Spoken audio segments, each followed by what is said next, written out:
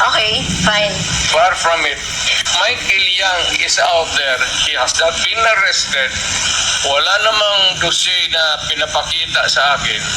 Kung mayroon ako na ang pumatay, hindi na kailangan ang pulis. Ako na mismo ang... Kung may ebidensya po tayo na involved siya sa droga, papatayin niyo rin po sa Michael Yang. Ako. Maniwala ka.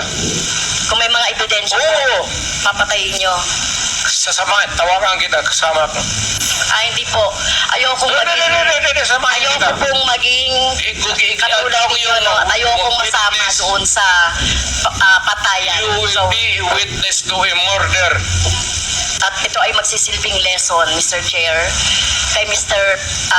Duterte, no, at sa mga susunod na mga mamumuno sa ating bayan. Hindi po solusyon ang pagpatay, no? Kung walang mga hanap buhay, bigyan ng hanap buhay.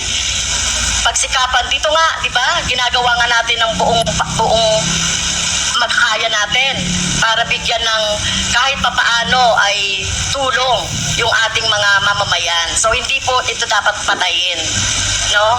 So mukhang mali po yung line of thinking ni Hindi dapat, ma. Pero Mr. kung talagang Mr. Duterte. if the situation calls for it, I will not hesitate. And the police should not hesitate. Especially facing a criminal who is also going to kill you. Pag hinuli mo, dapat patayin mo talaga. At ayaw ko makita na buhayan kasi gamutin mo pa sa ospital, magastos pa ang gobyerno, tapos at tapon mo doon sa prisuhan, pakakainin mo pa. Tapusin mo na. That is my philosophy. And I don't believe in If you, Mr. you do Mr. not Chair. like if you do not like my ideology, fine. That's mine. Bahala ka na sa buhay mo kung ano yun. Opo. At bahala na rin po yung yung justisya, no, yung batas sa inyo po, whether dito sa bansa or sa ibang bansa po. Naging presidente Pero ako. kung ganyan po yung, Mr. Chair, kung ganyan ang line of thinking ni Mr. Duterte, na walang ganyan niya ituring ang mga mamamayan, na kapag hindi niya mabigyan ng hanap buhay, nagdroga yan, patayin na lang. So what kind of thinking of that, Mr. Chair? Right thinking. That's yours. What Yun? can you think of? It's the right thinking. I don't believe in you. Okay, next, Mr. I'm not Chair. asking you to believe in me. Okay, fine. Far from it. Fine, Mr. Chair. In same Senate hearing, Mr. Chair, Mr. Duterte said, encourage the criminals to fight. Encourage them to draw their guns. Yan ang instructions ko. And the only way na hindi kayo makulong, and to justify the killing is bigyan mo talaga ng panahon na lumaban. Okay? So, madalas po, Mr. Chair, no, nababanggit dito, self-defense ng mga pulis, yung ginagawa nilang pagbaril o pagpatay sa mga biktima ng or yung mga hinuhuli nila at pinapatay nila. So, as a lawyer, Mr. Chair, tanungin ko si Mr. Duterte, ano po ba yung elements of self-defense? When your life is placed in danger, whether as a civilian or a police, you have the right to defend. And if your life is in danger, kill the idiot in front of you, or you will die as an idiot. At yung kriminal, malayang but have the satisfaction of doing his thing. Okay, yun po ba, as a lawyer, yun po yung inyong alam tungkol doon sa elements ng self-defense?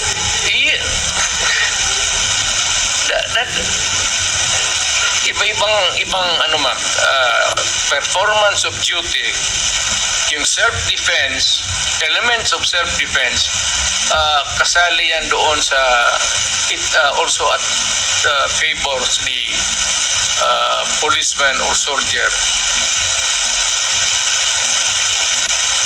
Isa lang ang standard niyan, ma'am. Are you in danger of losing your life in front of a person, whether really criminal or your enemy? Galit mo. And there's a confrontation, a violent activity ensues. And if your life is in danger, put the idiot down. Rather mamatay ka. Ano ba may itong buhay na ito? Okay. Magdrama ba tayo? Thank you po, Mr. Chair. Salamat. So sinasabi niyo po, encourage the criminals to fight. Okay? Encourage them tama to yan. throw their guns. Drama yan. Okay? So ang elements po ng self-defense ay, ang alam ko po, no, sa turo ng mga abogado, ay kung merong unlawful aggression. Eh yung bata po, meron bang yung napatay na mga bata, yung mga napatay na mga basta na lang nakursunadahan, etc. So wala ditong elements of self-defense, no? Number 2, reasonable necessity of the means employed to prevent or repel. So ang nangyari na po, pinatay na agad no? Pinatay na agad yung biktima. Pangatlo po, yung lack of sufficient provocation on the part of the person defending himself. Pero sinasabi dito, sufficient provocation. Mr. Chair, mismo nga sa presidente, dating presidente, si Mr. Duterte, sinabi mo na nga sa instructions mo doon sa inyong mga pulis, encourage the criminals to fight, palabanin. Okay? At narinig ko pa nga minsan ay kung walang baril ay bigyan ng baril. So encourage. So saan po dito yung elements of self-defense na sinasabi po ng mga pulis ninyo? Pero kayo po, kapag kapag yung time na nandiyan na yung biktima o nandiyan na yung suspect, kayo po talaga gusto nyo patay talaga agad. I mean, I do not mean to be discourteous, Mr. Chair. I'd like to advise the lady to, pag siyang pumasok dyan sa aggression, you'd never understand it. Huwag na lang. Your hypothetical Hindi, Mr. Chair, si Mr. Duterte mismo nagsabi patayin agad. Wala bang pagkakataon na mabigyan na mabigyan ng pagkakataon yung suspect or yung gustong mahuli. Ang concept niyo talaga patayin agad ang mga kriminal o yung mga addict o yung mga pusher. Pero ang tanong ko nga, hindi nyo ginawa yan sa mga drug lords. Okay? Hindi kayo nanghuli ng mga manufacturer ng drugs. Pero yung mga maliliit, ganyan ang tingin ninyo, ano? Yung mga kriminal na sinasabi ninyo. Ganyan yung tratuhin. ganon ako gagago. Excuse me, point of order. Point of order, Mr. Chair. Kanina sinabihan na natin na may rule na bawal gumamit ng manaswang salita or hindi magandang salita. I'm using a word. Gano, am I that stupid? English yan. Ang Tagalog niyan is ganon, ako gagago.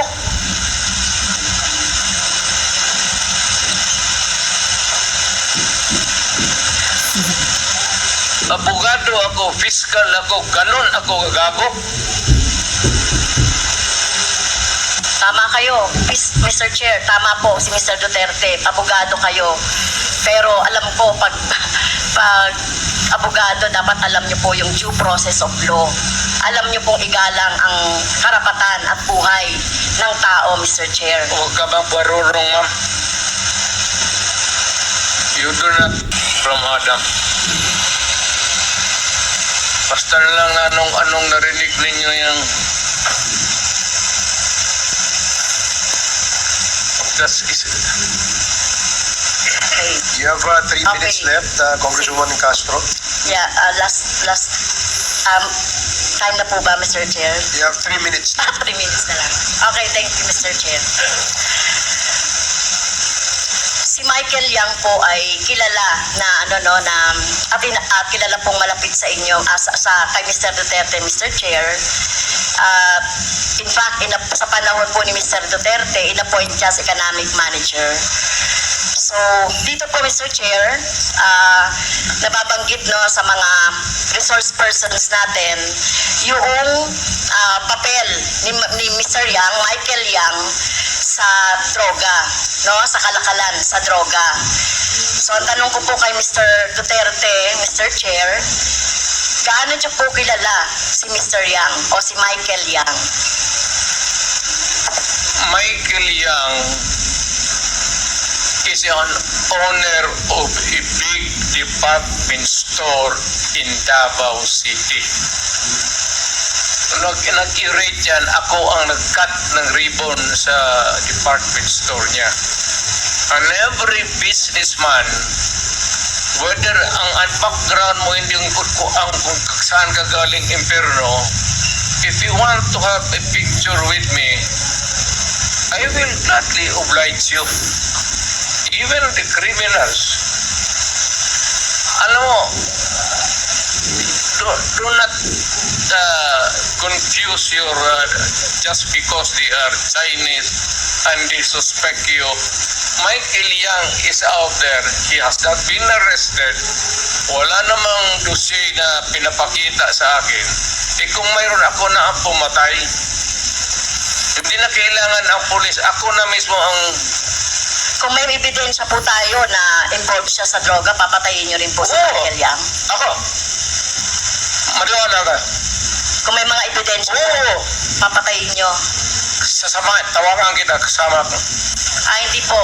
Ayokong Samahan kita.